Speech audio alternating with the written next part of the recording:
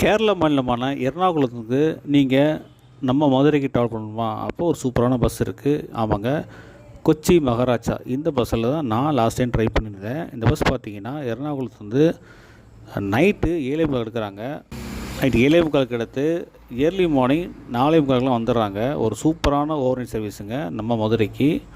So மதுரைக்கு மட்டும் இல்லை, எர்ணாகுளம் தாண்டி வைக்கம், கோட்டயம், முண்டக்காயம், பீர்மேடு, குமுளி, கம்பம், தேனி, ஆண்டிப்பட்டி, உசிலம்பட்டி வழியில் ஃபைனலாக நம்ம வந்து மதுரை ரீச் பண்ணுறோம்.